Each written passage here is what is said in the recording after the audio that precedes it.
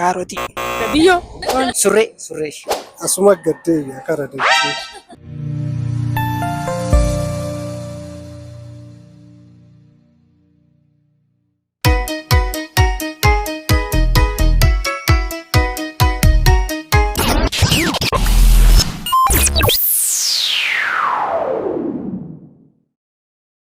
Harka fuune ashamaa akkam jirtu ammas yeroo keenyaaf saayitii keenya eeggannee dhufnee jirra kan daawwachaa jirtan yuutuubii keenya hambaa miidiyaati. Nagaan keenya kabajaa fi jaalalaa bakka jirtanitti isin haa qaqqabu jecha kun qophii keenya galgaalaati. Akkuma kanaan duraa namoota tokko karaarra deemnee gaaffii gaafanna nu wajjiniin turaa nurraa baradhaatti bu'aaraa isiniin jennaa turtii gaarii isiniif haa ta'u qopheessitee qindeessitee kan isiniif dhiyeessitu Andree Hoboot Bulchaati ogeessi kaameraa keenya Oliyaa Taakkalee nu faana jira turtii gaarii qabaadha.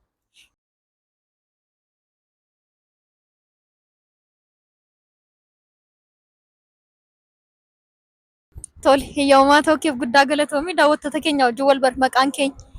Ridwaan jedhama. Daraartuu Eeliyaasiin jedhama. Maqaan koo Mulgeetaa Ikaan jedhama. Tasfeet Shumiin jedhama. Tole tasfii gaaffiin keenya inni jalqabaa yeroo hundumaayyuu wanti gadi deemu yookiis ol deebi'uu hin dandeenye maalodha? Kaarota. Surree.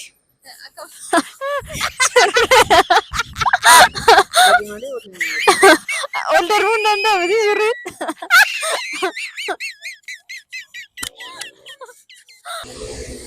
Maalaa kun wanti gadi deemu hummaa inni. Maal dhabee itti yaade barbaade? Maalan jedhan kan gaaffiin kun natti ulfaateera. Biyyoo yoon jentu. Biyyoon gadi.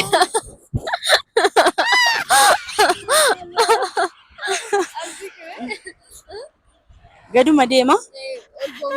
Umurii. Hin dabala. Carraa sadhuma tokko siif laadhaati yaali. Gaduma deema. Wanti gad deemu. Argachuu hin dandeenye. Gadi malee ol deemuu wanti hin dandeenye. Kaarotii.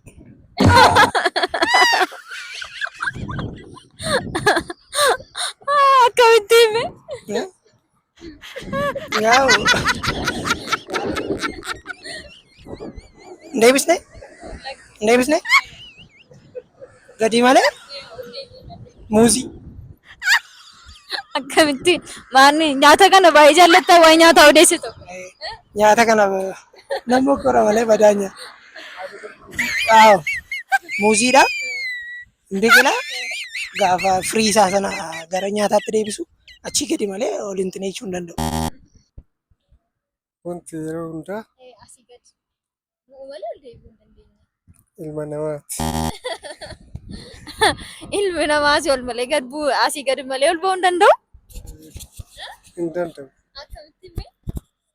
Ilmi namaa ol deema garuu bakka ol deeme san ga'uu waan hin dandeenyeef asuma gaddeebi'a kara dachee. Ilmi namaa bakka yaadee ga'uu hin danda'u jettee yaaddaati? Bakka yaade ga'uu hin danda'u. Maaliif yoo jette bakka ima deemaa bakka yaade san ga'uu waan hin dandeenyeef osoma yaadu bakka kara dachee gaddeebi'a. Carraa tokkoon sii kennaati yaali garuu. Akkasuma taatee yaaddaa? Garuu akkas jedhee yaadaan. Tolee gaaffiin keenya inni lammaffaa immoo daakiyyee tokkotu qorqorroo irratti hanqaaquu hanqaaqxe. Hanqaaquu isheen hanqaaqxe suni gara bitaa moo gara mirgaatti kufame?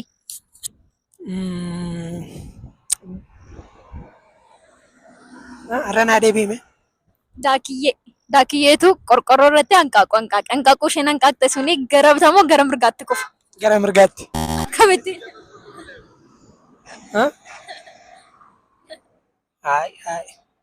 Qorqorroo irratti nan qaxxe.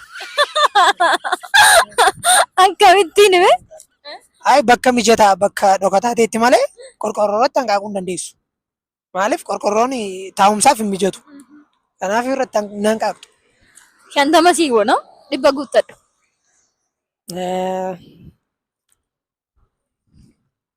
Hanqaaquu hin dandeessu. Dakiyyee immoo. Daakiyeen qorqorrootti hanqaaqxu. Hanqaaquun hanqaaqti ግን bakka golbootee filakti. Bakka mijataa jechuudha. Malee qorqorroo irratti hanqaaquuf hin mijatu. Akkuma kanaatti hin jedha. Akkuma kana hin jedha.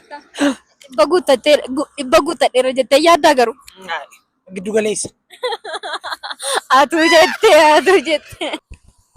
Hanqaaquun isheen meegaa fi dura irra naati. Qorqorroo irratti hanqaaqxi. Gara mirgaatti moo gara bitaatti kufaa? Naan galle. Daakiyyee tokkotu qorqorroo irratti hanqaaqxi. Hanqaaquun ishee gara bitaatti moo gara mirgaatti kufaa? Kara bitaati. Akkamittiin maaf? Qorqorrichi mana sanii waan kara tokkotti gadi jedhuuf. Saniif kara bitaatitti jiru. Akkas jettee yaadda? Yaalli meesti karaa biraatti kufuu danda'a meebi? Kufuu danda'a. Garuu gaafii akkam jabaatu hunda gaafachuu. Qorqorroo taa'uu hin danda'u. Akkamittiin? Taa'uu hin danda'u. Mucucaata waan ta'eef. Ankumaan siin jedhe wanumtiyyuu gara kamitti kufaa? Sirumayyuu achirratti hanqaaquu hin dandeessu malee. Akkas yoo ta'e walii gala akkamittiin hanqaaquu hin dandeessu jettee yaadda maaliif? Iddoo mijataa irratti malee isheenis gatuu hin barbaaddu waan ta'eef waan akkasiirra hin keessu jechuudha. Jalaan lafa bu'aa jechuudha yoo isheen qorqorroo irratti hanqaaqxu. Dalaa daakiyye tokkotu hanqaaquu isheen hanqaaqxe kuni gara mirgaa moo gara bitaatti kufaa? Qorqorroo irratti hanqaaquu hanqaaqxee?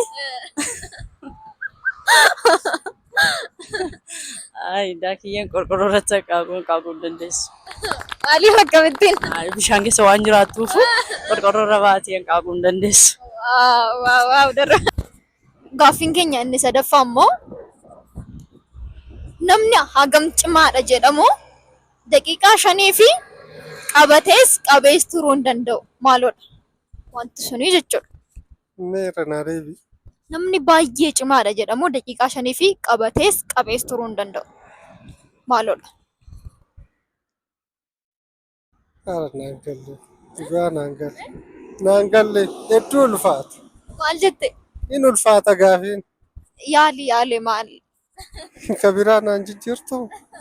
Yaalli kaasa kana gaaffii masumaan sitti mee kana yaalime. Namni baay'ee cimaadha jedhamu daqiiqaa 5 fi qabatees qabees turuu hin danda'u. Maaloodha mee? Baay'ee salphaadha wantuma nutti dhiyoo jirudha. Daqiiqaa 5 qabatees beekumsa. Beekumsi turuu hin danda'u. Nama keessa qabamee turuu hin danda'u jettee yaadda? Fakkeenyaaf beekumsa uumama isaa osoo hin taane beekumsa barsiisuu danda'u kitaabarraa waan barsiisuu danda'u akkas jedhee yaada garuu. Axxissoo. Qabees qabatee turuu hin danda'u. Shantama naannaa hartarrame. Libsuu ija. Qabatees qabee turuu hin danda'u.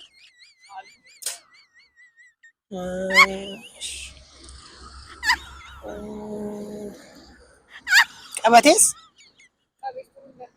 Amma libsuu ijaa jechuudha namni akkas ilaalaa turuu hin danda'a daqiiqaa 5f jechuun hin danda'a. dhaannaa onnee. Qabuu qabee turuu hin danda'u. Ta'eetu hin naatin. Qabee turuu hin danda'u. Qabee kan turuu hin dandeenyu jechuun daqiiqaa 5f wanta namni qabee turuu hin dandeenye. Dhaannaa onnee dhaqa. Si galeeraa gaaffiin koo. Qilleensa. Wal arganne amma qilleensa namni jechuudha qabee qabuu hin danda'u jechuun hammam yoo cimaate iyyuu isti qilleensa qabee natti agarsiisa. Hin qabamu qilleensi. Deebiin qubsaasaa dhibba kan guutuu kanaa jechuudha. Dua.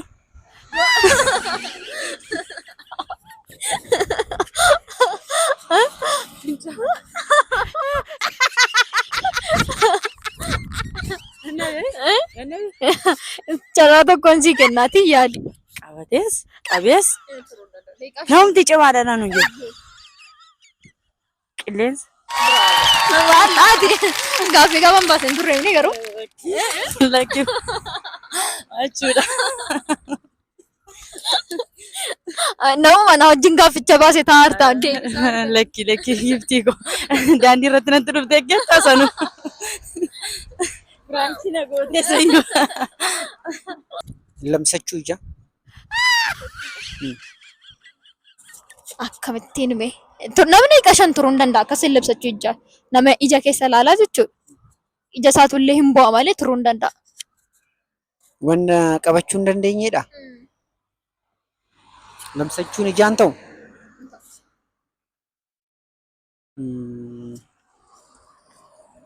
Qilleensa fudhachuu. Otoo hin fudhatiin. Shaniif turuu hin danda'u. Sana wajjin wal qabataa garuu sirreessi.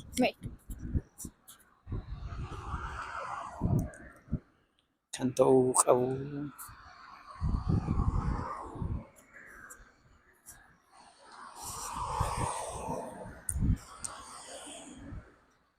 I don't know. Naannof ni garuu kan bira. Isuma ammaa guutuu fi goonuu daawwattoota gaafanname guutuu siif haa ta'u laata natti amma deebiste gaariidha. 75 ol itti dhufteetta. Garuu murteessine beektaa gar tokkotti akkas jechuu barbaada. Haa jechi koo qilleensa malee namni jiraachuu hin danda'u waan ta'eef daqiiqaa 5 Deebiinsaa qilleensa ta'a jechuudha. Yoo akkas ta'e dhibba sii goota. Qilleensa fudhachuu qofaan garuu sii ta'uu hin danda'u. Qilleensa ta'uu danda'a jechuudha. Gaaffiin keenya inni afuraffaa akkas jedha. Galaana diimaa irraa kootii adii fi kofoo gurraacha yoo buusnee maal ta'a? Galaana diimaa irraa kootii adii. Allaattii ta'a. Barrisa.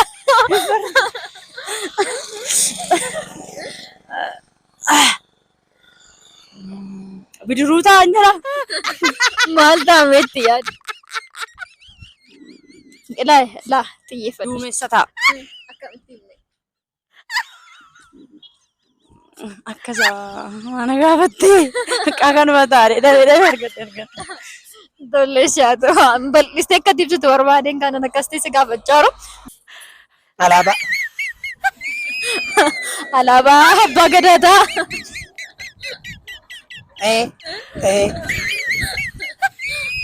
Mee yaali mee carraa tokko si ladhaasti. Haranaa deebii. Galaana diimaa irraa jechuudha.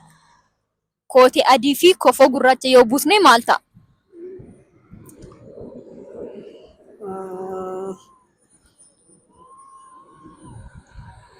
Markaba. Markaba taate yaada akkamitti himee?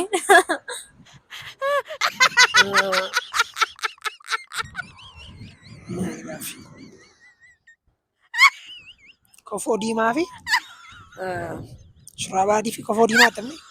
Diimaadha. Galaana diimaa irraa kootii adii fi kofoo gurraacha.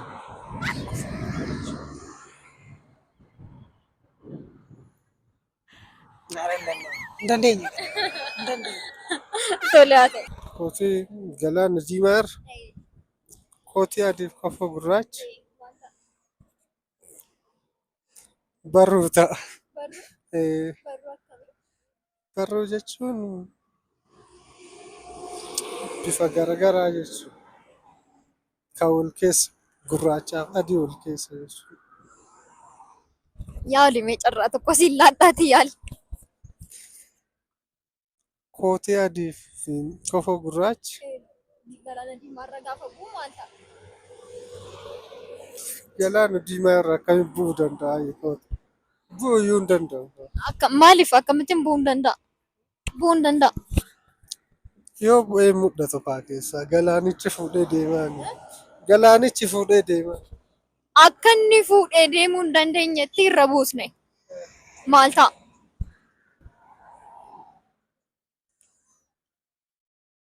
Gaafiin isaa deebiin isaa garuu akka yaadutti qalamaa fi daftara na fakkaata waraqaa. Kunis deebii addaati garuu walitti dhufa amma ta'e ati kanatti jechuu barbaadde bifti isaa suni diimaa fi adii gurraacha waan ta'eef jettee yaaddeetumti. Lakki miti akkas. Har'aa isa dhuma.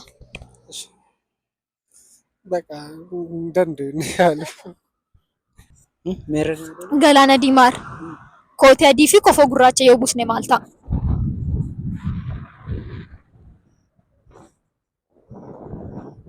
inji Gaaffiin keenya inni xumuraa akkas jedha. Caalaatti yoo nuti itti fayyadamne baay'ee kan qaramaa deemu maaloodha? caalaatti yoo nu fayyadamu ilma namaati. Yoo bakka beekumsa ofiitiin namni yoo fayyadamse kaza maqaa sirri hayyuu ta'aa deema. Beekumsa ofiitti fayyadamee namnis yoo irra jabeesse hayyuu ta'aa deemuu danda'a. Kanaafuu ilma namaati jedha. Guutummaa shantama geessetta sanuma wajjin wal qabata garuu murteessime jechuun dhibba nu guuchisi. Malee shantama argatteetta. Jechuun bakka ilmi namaa yoo sirritti qarame hayyuu irraa ilma hayyuu tokko ta'ee ilma hayyuu sanyii nama guddaa wayii ta'ee ilma namaati waan ta'eef beekumsa san sanyii saniin dhaalaa deema malee akkasi qaramaa deema irra guddaa jedhee akkasii yaada.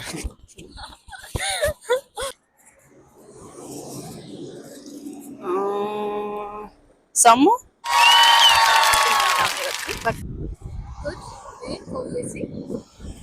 barumsa kan beekumsa jechuudha. Bravo. Sammuu. Galatoom. Eeyyamamaa tokkeef guddaa galatoomii dhaamsa qabdaa daawwattoota waan jettu. Dhaamsaan qabu gaaffiif deebiin baay'ee gaariidha. Wantuma nuti itti yaadnee deebisuu mallu waan nu bukkee jiru waan dhabnuuf sammuun keenya yeroo baay'ee itti yaadnee yoo deebisne argachuu dandeenya. Kanaafuu itti yaaduu qabna. Ulfaadha dhugaa biroo. Thank you. Tole haa ta'u turtii qabaannetti baay'ee natti toleeraa heeyyamamaa ta'uuf maqaa daawwattoota keenyaan guddaa si galateeffadhaa galatoomii ulfaadha. Dhaamsa qabda? Lakki dhaamsa onni qabu jabaadhaa Oromoof dhaamsa akkana dabarsuutiif galatoomaa jedha. Isinis galatooma na affeeruu keessaniif. Baay'ee ulfaadha abbaa biyya galatoom. Baay'ee. Dhaamsa qabda daawwattootaan maal jettu? guddaa galatoomaa waan na daawwattaniif jechuun barbaada. Waan daawwattaniif galatoomaa isiniin jettee. Baay'ee galatoomaa. Baay'ee tillee galatooma eeyyamamtoota keef ulfaadhaadha biyya. Ay daawwattootaaf carraa gaarii yaalaan Carraasa kam yaallume? gaaffii akkasii kanneen hordofanii beekumsaaf Baay'ee ulfaadhu shabbaa biyya galatoome. Egaan daawwattoota keenya turtiin qabaanne kana fakkaata ture gaaffiiwwan turaniif deebiin isinii laadha. Gaaffiin jalqabaa akkas ture. Yeroo hundumaa kan gadi bu'u ol deebi'uu kan hin dandeenye maalidha kan jedhu ture.